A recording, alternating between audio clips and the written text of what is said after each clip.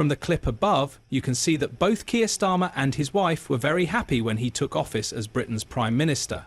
But a few months later, things have gone completely in a different direction from their expectations, especially for Victoria Starmer.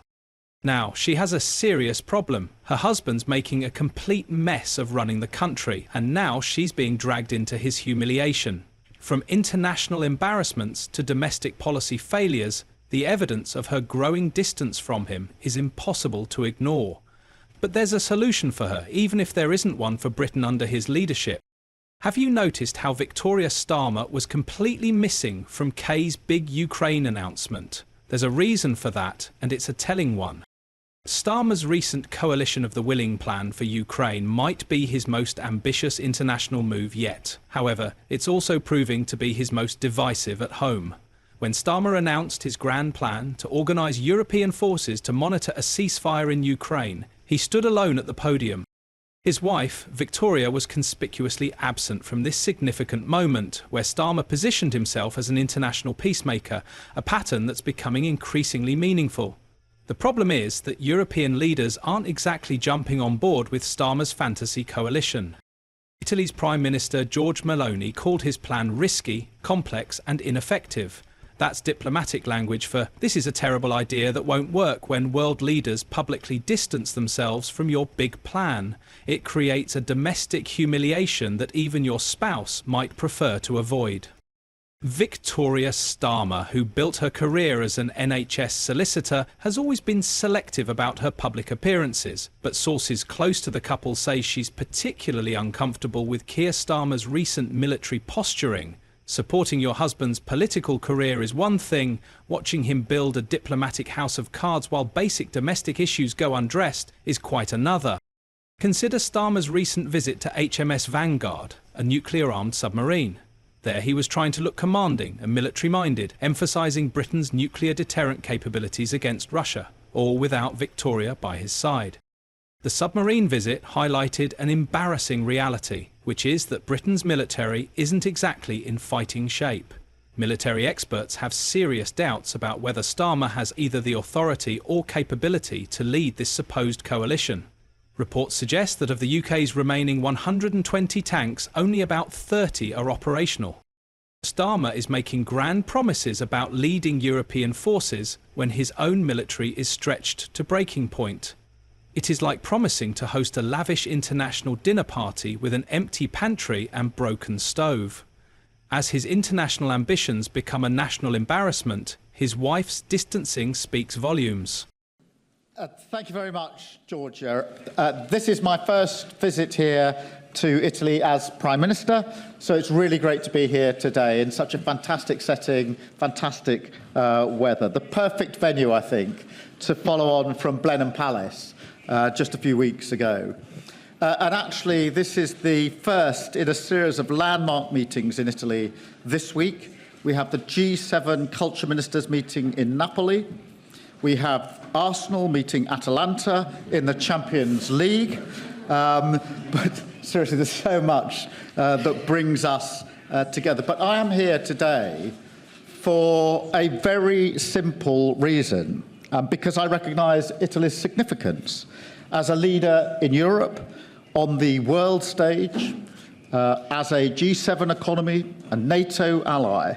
And so as we open what I think will be a new era in Britain's relations with the EU, our close friendship and partnership with Italy is more important than ever. And that's why it was very important for me to come so early on in my term as Prime Minister as a real statement of intent. And I think we're both ambitious for what we can do together. And that spirit has come through all of our long conversations so far, not only today, but on the previous occasions when we've had the chance to discuss a number of issues, but very much today, a resolve to work together for the good of the British and Italian people, for the security, stability and growth that we all want to see, and for the fundamental values that we share of democracy, justice, the rule of law.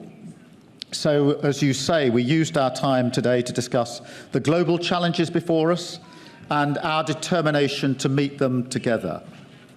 Georgia, I want to thank you for your strong leadership, particularly on Ukraine, because as Russia continues to escalate its illegal war, we will stand together shoulder to shoulder to support Ukraine for as long as it takes. We will work together, as we discussed, to deliver the 50 billion euros in loans for Ukraine under your G7 presidency. And I look forward to supporting the Ukraine Recovery Conference in Italy next year. We also agreed to deepen our security cooperation, already very important for both of us. Our forces will continue to exercise together through NATO. The Italian Navy will join UK carrier operations next year, and with vital projects like... I know you will be thinking, surely his wife isn't supposed to follow him into a submarine. While that is true, there have been several ordinary events she was supposed to appear together with him, but has remained conspicuously absent. Victoria, with her background in the NHS, is reportedly livid about Starmer's priorities. Sources say she's expressed serious concerns about him playing war games, while NHS waiting lists, something she's intimately familiar with from her professional life, continue to grow. Imagine being married to someone who ignores the very problems you've dedicated your career to solving, all so he can play at being Churchill on the world stage. It must be humiliating to smile for cameras while your husband announces plans that military experts openly question, especially after working in the NHS and seeing its challenges firsthand, only to watch your spouse prioritise international posturing over fixing the healthcare system. The pattern is becoming impossible to ignore. The more Starmer chases international glory and military credibility, the more his wife physically distances herself from his public appearances. Victoria's absence isn't just noticeable, and quickly, it's becoming a statement in itself. She's voting with her feet, refusing to stand beside her husband, whose priorities seem increasingly disconnected from reality. What's particularly telling is that Victoria reportedly sees Starmer's Ukraine plan for what it is, a dangerous fantasy that risks deepening the conflict rather than resolving it. She's not alone in this assessment. Many defense analysts question whether inserting peacekeepers without a genuine ceasefire agreement could escalate tensions with Russia rather than reduce them. While Victoria keeps her distance from Starmer's military fantasies, it's his bulldozing of green spaces that's truly driving a wedge between them at home. How can a woman who's privately advocated for environmental protection possibly stand beside a husband who's now labelling precious greenbelt land as a grey belt, and is also ready for concrete pouring? Starmer's Build Baby Build slogan represents a fundamental betrayal of values that has Victoria reportedly refusing to show her face at any housing announcements. This policy aims to create what Starmer proudly calls the biggest building boom in a generation by dismantling planning regulations that have protected our countryside for decades. Could you please join me when I say 5, 4, 3, 2, 1. Yay! It worked. Nervous moment there, but it's all good. Victoria has long held environmental values completely at odds with her husband's developer-friendly approach, so her complete absence from housing policy announcements... For a minute, picture this tense dinner conversation. So, you're going to announce tomorrow that you're redefining protected land as a developable pass? The salt, please. When your wife won't stand next to you for the cameras, something is seriously wrong with your policies. For instance, town planning experts warn that Starmer's approach will create American-style sprawling suburbs that force people to drive everywhere, increasing carbon emissions. These latest developments represent exactly the kind of environmental damage Victoria has opposed for years. So sharing coffee every morning with the man actively undermining everything you believe in must be excruciating. The real breaking point reportedly came when Keir Starmer announced his plans to redefine protected greenbelt as greybelt, essentially permitting developers to concrete over previously protected areas. Sources say Victoria was horrified by this announcement, especially after learning about it from media reports rather than from her husband directly. This policy in particular is allegedly the main source of disagreement in their home and may be causing genuine strain in their marriage. Multiple sources claim their relationship became noticeably tenser when Starmer shifted toward prioritizing developer interests over environmental concerns. What began as political differences has evolved into something deeply personal. The pattern is unmistakable, because every time Starmer promotes slashing planning regulations, Victoria is conspicuously absent. At a recent major housing announcement, a flagship government initiative, her absence was so noticeable that mainstream media started asking questions. The official scheduling conflicts excuse grows thinner with each event. Overall, this situation exposes Starmer's environmental hypocrisy. He once talked a good game about reaching net zero by 2050. But how is that remotely possible while championing car-dependent housing estates spread across former greenfield sites? He presents himself as climate conscious while promoting policies that experts predict will be environmentally devastating.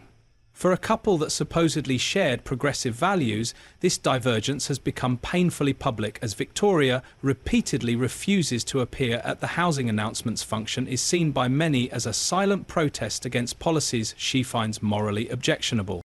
These absences grow more frequent as Starmer doubles down on his approach, particularly as he champions neighbourhoods likely to be poorly designed, unsustainable and completely at odds with building a low-carbon future. Sources close to the couple suggest she's drawing a firm boundary on environmental issues. She simply won't lend her presence to announcements that contradict her core beliefs. As Starmer continues to embrace his developer-friendly agenda, these personal rifts only deepen, leaving many wondering how long their shared home life can withstand such fundamental disagreements. The environmental protest stance was just the beginning. Now Victoria's silent resistance has expanded to an even more contentious area. Starmer's shocking welfare cuts, I mean the $5 billion package that's hitting disability benefits, has reportedly left his wife questioning what happened to the man she married. And we understand that the rules apply to all of us. This morning, I spoke to John Robinson, a constituent of the member for Lichfield. I want to tell you his story. When his wife died of COVID, John and his family obeyed the Prime Minister's rules. He didn't see her in hospital. He didn't hold her hand as she died. Their daughters and grandchildren drove 100 miles up the motorway, clutching a letter from the funeral director in case they were questioned by the police. They didn't have a service in the church. John's son-in-law stayed away because he would have been the forbidden seventh mourner. Doesn't the Prime Minister realise that John would have given the world to hold his dying wife's hand, even if it was just for 9 minutes? But he didn't, because he followed the Prime Minister's rules. Rules that we now know the Prime Minister blithely, repeatedly and deliberately ignored. After months of insulting excuses, today's half-hearted apology will never be enough for John Robinson. If the Prime Minister had any respect for John and the millions like him who sacrificed everything to follow the rules, he'd resign. But he won't, because he doesn't respect John. He doesn't respect the sacrifice of the British public. He is a man without shame. Do you remember when Labour campaigned against austerity? That promise has vanished faster than Starmer's election pledges. Let's be real about what's happening here. Starmer's massive welfare cuts package includes brutal changes to the personal independence payment while delaying access to universal credit health top-ups until claimants reach 22 years old, basically throwing vulnerable young people under the bus. So, as the tension grows, we can't help but wonder about the next step in the couple's unfolding relationship. If you have enjoyed this content, like the video and subscribe to the channel for more interesting content.